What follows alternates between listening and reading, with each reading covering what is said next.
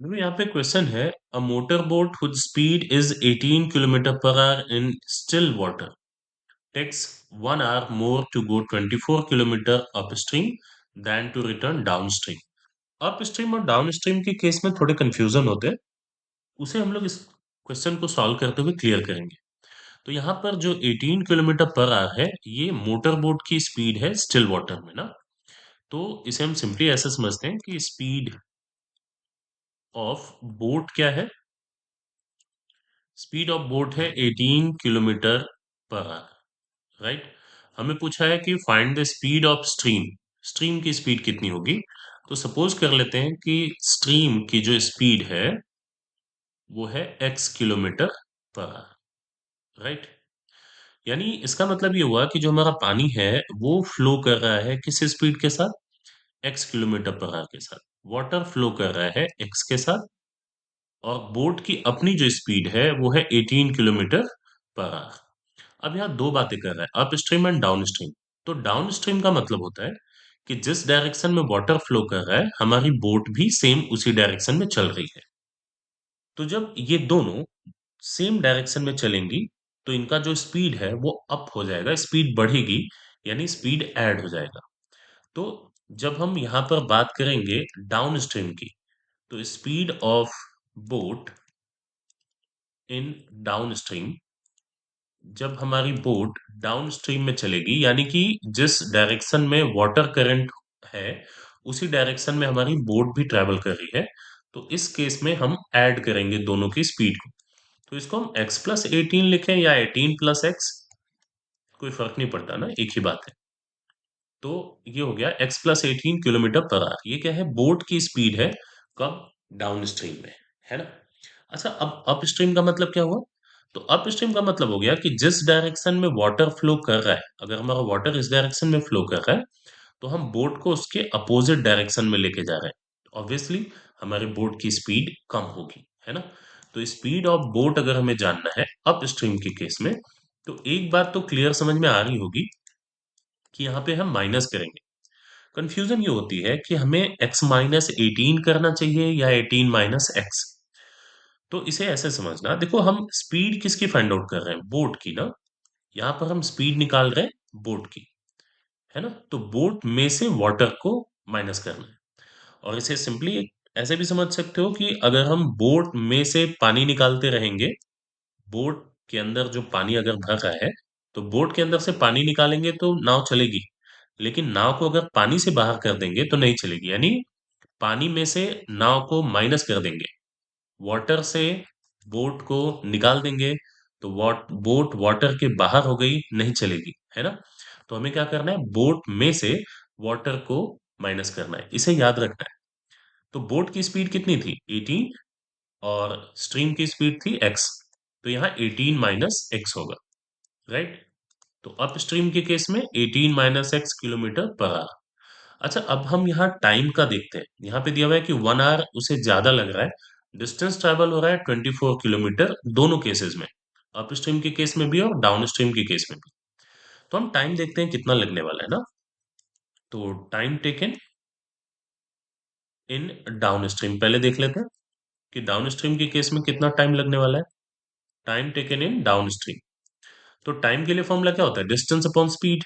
तो डिस्टेंस है यहाँ पे 24, एंड डाउन स्ट्रीम के केस में स्पीड दिया हुआ है हमें x+18, तो ये हो गया x+18। तो इतने आर लगने वाले हैं ना डाउन स्ट्रीम में। अच्छा, time taken in up stream क्या होगा, सेम वही फॉर्मूला यूज करेंगे हम, डिस्टेंस अपॉन में स्पीड। तो डिस्टेंस है 24, और अप स्ट्रीम के केस में स्पीड दिया हुआ है 18-x, है ना। तो ये दोनों का अपना टाइम कैलकुलेट हो गया।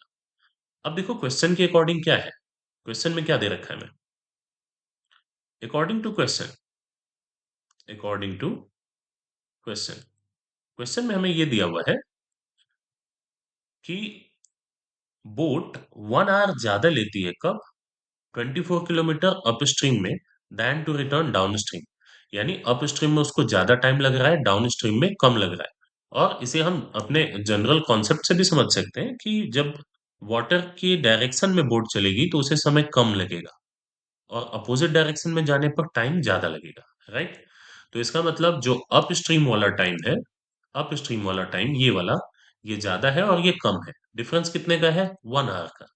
तो हम ऐसा कह सकते हैं कि 24/18 - x और 24/x + 18 दोनों में डिफरेंस कितने का है? ये डिफरेंस है 1 आवर का।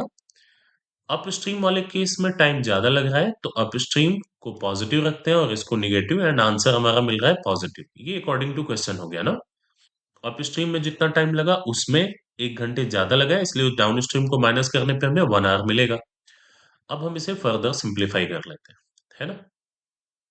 तो यहाँ पर दोनों डिनोमिनेटर से अगर हम एलसीएम ले लेते हैं, 18 - x इंटू, अच्छा ये जो x + 18 है, इसे अगर हम 18 + x लिख लें तो इसमें कोई प्रॉब्लम नहीं है ना, इक्वल टू 1। एलसीएम हमने लिया तो 18 - x कैंसिल आउट, 18 + x का ऊपर 24 के साथ मल्टीप्लाई कर सकते हो, या अगर हम इसे थोड़ा आसान बनाना फैक्टराइजेशन करेंगे, पूरे में से एक्स स्क्वायर को पहले ही कॉमन ले सकते हैं, राइट। 24 को जैसे ही हम कॉमन लेंगे तो यहाँ पर हमारे पास क्या बचेगा?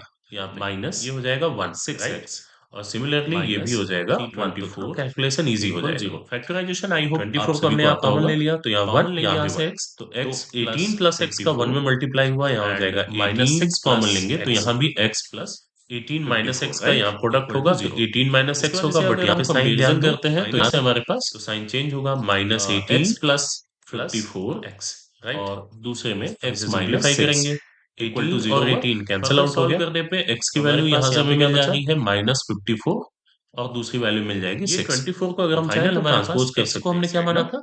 स्पीड ऑफ 1/, हम जानते हैं 24 स्पीड निगेटिव नहीं हो सकती, यहाँ x और x मिलकर का जो नेगेटिव आंसर है हम उसे निग्लेजिबल कर देंगे, अपॉन में 18 - x और 18 + x दोनों का अगर हम प्रोडक्ट करते हैं तो फाइनल आंसर हमारा क्या हो जाएगा? 6 किलोमीटर। आइडेंटिटी यूज कर सकते हैं ना, कौन सी identity? Understand the solution, a² - b²। हम जानते हैं अगर a - b और a + b का प्रोडक्ट करें तो वहां पे हमें मिलता है a² - b²।